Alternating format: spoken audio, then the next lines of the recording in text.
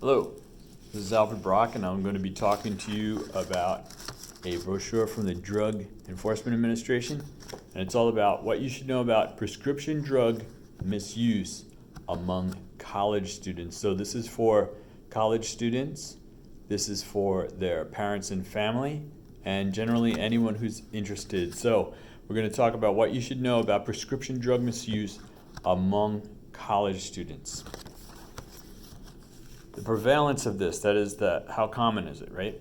The prevalence of it is that on an average day, 559 full-time college students start the non-medical use of prescription pain relievers, and 415 full-time college students use illicit or illicit stimulants non-medically. They're starting to do that. It's not just the total amount of them in the United States doing this each day. Nearly 12% of college students reported using one or more types of prescription drugs, including antidepressants, sedatives, and stimulants that were not prescribed to them within the last 12 months. College students have a higher likelihood of misusing prescription stimulants, often referred to as study drugs. Study drugs, when compared to their non-college peers. Some students begin using prescription stimulants in the belief it may benefit their academic performance, but the non-medical use of stimulants has not been proven to do so. Staying up all night, for example, just with a simple one like drinking coffee. Staying up all night, regularly drinking coffee, losing sleep, having the caffeine in your body will reduce actually the concentration that you have. So there's no proof that it's going to help you, but there is some evidence, clear evidence, that it hurts. So the source for this information is from the Substance Abuse and Mental Health Services Administration, from a booklet called The Day in the Life of College Students Aged 18 to 22, Substance Use Facts. That was printed in May 26, 2016, but it's still pertinent, if not more so today. American College Health Association National College Health Assessment from fall 2016 also provided information for the material I just read to you. The consequences. What are the consequences for using prescription drugs and illicit drugs while in college? Well, negative outcomes of prescription drug misuse among college students include missing class, paying for the class, or the family's paying for the class, or the parents paying for the class, or there's been a loan, or there's been a grant. Now you're not getting the product you paid for. You're missing the class because of the use of the drugs. Lower grade point average. Here's some evidence that clearly indicates that using these prescription drugs to enhance performance is false. Okay? Lower grade point average. What else can occur? Psychosis, hallucinations, paranoia. Again, just as with any other illicit drug or prescribed medication that is being taken by someone it was not prescribed for, this is a serious problem. Psychosis, hallucinations, and paranoia. Oh, these are not frightful make-believe statistics. If someone has mental illness and starts taking these drugs, whether alone, independently, and by independently I mean one type, or mixing them together with other things, or combining them with alcohol, or combining them with caffeine, or combining them with nicotine, or even alcohol, nicotine, and caffeine, right? Putting them all three together. If someone has a mental illness, it can and certainly does worsen it. If someone does not have a mental illness, the combination of these drugs, whether individually or all together, can cause symptoms of a mental illness. And if this carries on long enough, right, becomes habit, well, then the person is suffering from mental illness. Either way, there's pain involved, suffering involved, and these very serious side effects can occur. Psychosis, hallucinations, paranoia, and whether it's in a little bitty, I can handle it, right? What are you handling? What is an acceptable level of psychosis? What is an acceptable level of hallucinations? What is an acceptable level of paranoia? Oh, I had a bad weekend. You certainly did, and it plays through the rest of the week. So eliminating these drugs, good idea, right? What else? Increased risk for cardiac effects. Well, if you're sitting there studying all night, you're taking stimulants, right? Or if you're laying around all weekend and you're not doing anything and you're taking sedatives or whatever, or you're taking hallucinogenics and everything, right? Your heart rate's affected, your body's affected. If you're sleeping or resting all the time, taking those sedatives, drugs for fun, for recreation, which is like kind of weird, your body is not getting the exercise it needs. The metabolism is being affected and attacked. And then if the stimulants are there, then the body's being overstimulated at times that it should not be, breaking that circadian rhythm, breaking the normal process that your body goes through each day to keep itself alive and healthy. Right? Another thing is a loss of coordination, dropping the books, right? Loss of coordination. That's dangerous. You don't want to be driving when someone's taking drugs. You don't want to be driving with them. You don't want to be doing anything complicated. The person's got a job trying to work themselves through college and is taking drugs. Well, the advantages of having the job to help them get through college has just kind of been destroyed by the use of the drugs. So loss of coordination and addiction. Many of these drugs are addictive, whether they're stimulants, many of which can be, it's not physically addictive. Well, they have perhaps low physical addictive qualities, but they do have very high social addictive qualities. And what does that mean? Well, there's an entire social organization that goes along with some of these, like meth, cocaine, and even though it may not be physically addictive for an individual, certainly that social addiction is there. Takes up time, takes up money, takes up effort, coordination, right, in the life, to plan ahead, to get the drugs, to consume the drugs, to recover from the drugs, and continue with college. I said one thing about college, and I filled up a whole handful plus of things that were not happening there when the stimulants were being taken. Now, addiction, say from opioids or some of the depressants or the other drugs that supposedly calm people down, right, and remove their problems. Well, the problems aren't removed; they may be masked, right, and some others may be drawn out. So, just for opioids, for example, within 10 days, your body can become accustomed to it and become reliant on it. And within a couple of weeks, there is an addictive situation that has developed that does exist. And if you try to stop using it, you'll suffer through that sickness for about 7 to 12 days to withdraw from it so that you feel better. And in some cases, that withdrawal can get very serious. The addiction to the drug can start out with access to some prescription drugs, and you start buying some prescription drugs. They become too expensive, and the individual finds out, hey, I can buy heroin, and again, we're back to that problem. You're in school. The person is in school, right? Now they're seeking out the drug. They're planning to take the drug. They're consuming the drug. They're recovering from the drug, and they are suffering from the drug itself. All right. None of that has to do with studying in college and getting grades. 5 problems, and one goal, and these other 5 things. What the heck are they doing there? I don't know. Now, things you can do to prevent prescription drug misuse. This is very important. Please listen. Work with physicians and law enforcement personnel to inform students, right? If you got someone in your life or you're a student, talk to others, right? Inform students about the physical, academic, and legal risks and consequences of prescription drug misuse. Prescription drug misuse is illegal. Right, so if you're buying something or selling it, that's a problem. That is illegal. It is against the law. You're planning to do it. You're arranging to do it. You're taking money out of the economy and transferring it into the place. Where do you think those illicit drugs are coming from? They're not coming from a doctor who's saying, oh, this will be good if I prescribe this for thousands of students that are going to get it and take it on their own. That's not how that works, okay? So they're coming from illegal channels, and people are doing terrible things to get them. And you may be paying a reasonable price for a prescription drug that you shouldn't have, while others are paying exorbitant prices and their lives are being destroyed. There's just no way to sugarcoat that. Get educated yourself. Right? You're a parent, all right. Be able to talk knowledgeably about prescription drugs with your children. You got some prescription drugs in your cabinet right now, you're not using them? Hey, it's time to get rid of them. But before you do, look them up. Write down the name of the drug, look it up, go ahead, Google it, go to the library, break out one of those pharmaceutical books. Go visit the pharmacy. Ask your doctor, what are these? What are the contraindications? What can I learn more about it? And see if it has an abusive possibility. Excuse me. You will be amazed at how many do.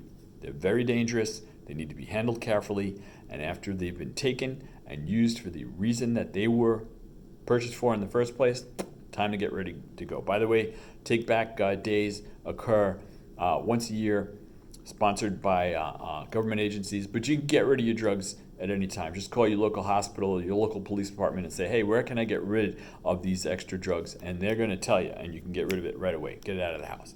So faculty members and staff, this is for all the teachers and everybody working in the schools, right?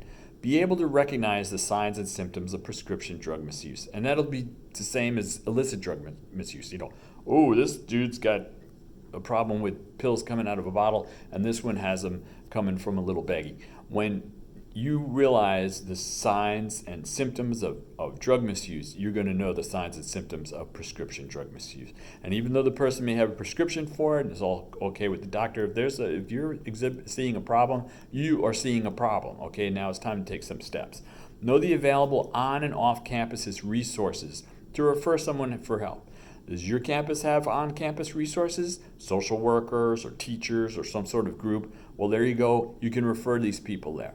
What about off-campus? Maybe your university or school or college or community college doesn't have this a very robust or very large process to get people the help they need. But does everybody else on the campus know that they can talk to social workers in the area? Where are the social workers in the area? Where are the doctors in the area? Where are the people that can help them with prescription drug abuse? Do they know themselves what it looks like when they themselves are sick, right? Is that knowledge publicly available on campus and published on campus? You know, got a little poster going on. Got to mention it in any emails that are going on, little footnotes here and there and everywhere. It's good stuff, something to do, not looking to overwhelm you, but come on. Everybody needs to communicate more, not less. We need some more effective communication. And you can do it. I know you can. Now for students, excuse me, students, learn the facts yourself. Learn the facts about what you put in your body. What? You know about a banana, right? How about methamphetamine? You know about that? How about tetracycline? How about oxycodone? Do you know what's in that? Do you know what it does? Oxycodone, within 2 weeks, can cause your body to be addicted to the opioids. All right? That's just one. You know what's going in your body? Are you buying a knockoff? Do you know who you're getting it from? These are all very important questions. Very important questions. Are they, please, you're paying them for this illicit drug perhaps, right? What's going on there? Where is your money going? Forget about asking a dealer about that, because they're not going to tell you, either because they don't know or because they're willfully deceiving you in order to get your cash. Learn the facts, students. Learn the facts, young folks. You learn the facts, old folks, anybody that's trying to get a hold of these things or use them things. Learn the facts and talk to your parents or any other trusted adult. For example, the professor or coach, your friend, about concerns you have about prescription drugs. Are you using them? Are you using them and thinking, oh, why am I using these? I bought them not from a pharmacist, not prescribed from a doctor, yet I have this very expensive pill here, or I have this other drug here in this little bag. I'm not quite sure what's in that bag. Time to start talking to a trusted adult. Time to start talking to someone who can give you the information you need. Social workers are cool. Teachers are cool, all this, so that you can get the information that you need.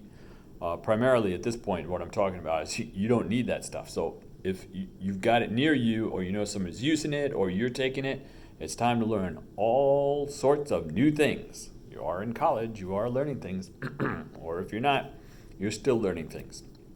Because this is not just a problem for college students, but let me tell you, moms and dads and students that are in college, this is an extra added cost. It is a danger. It's like having if someone's taking prescription drugs in a college campus, it's like having them live in a dorm on college campus. And every day at 1 o'clock, a car comes driving through the parking lot. normally 15 miles per hour zone, at 60 miles per hour. Every day, same time. And then every once in a while, it shows up at a different time. Very dangerous. It is hit and run. It is a hit and miss situation, and it is very dangerous to have these drugs about or to use them.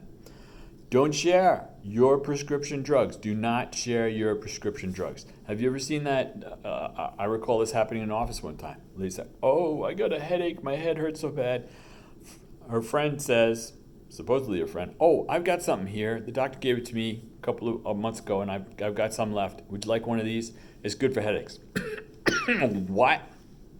The lady takes it, pops it in her mouth. What was it? What did she just put in her mouth? What did she just take from this other person? Now, imagine you pay for it. You don't know what you got. You do not know what you have. In fact, many people that get prescription drugs for a good use do not know what they have. They don't look it up. They don't investigate it. They follow the instructions on the bottle, like say for opioids, right? And it says take as needed. A lot of people don't hear take as needed. They see take every 4 hours or every 8 hours or with breakfast, and they eat that whole bottle up. And as a result, dependency occurs, and in some cases, addiction occurs. The person goes back after the bottle's done. The doctor says, "How you feeling?" The person says, "Well, I took all the medicine, but I still feel a little pain over here." Of course they feel pain, because now, say, for example, if it's opioids, they may be experiencing withdrawal symptoms, right? Now, they're reporting withdrawal symptoms has nothing to do with that original problem, so the doctor gives them another refill. This can go on 2 or 3 times, and it's still not working, so the doctor ups the dose or ups the number of pills. And that happens all the time. It's all too familiar. So, don't share your prescription drugs. They were prescribed to you for the specific thing that you got or getting over with or got rid of, not anyone else. You're talking about a difference in dosage. You're talking about a difference in strength. And in some cases, the person may be allergic to what you have. And you don't know that, and they may not know that. We already discussed that a person may not even know what the drug is that they have, whether they bought it in a little bit of bag or they've got an actual prescription for it. So don't share it.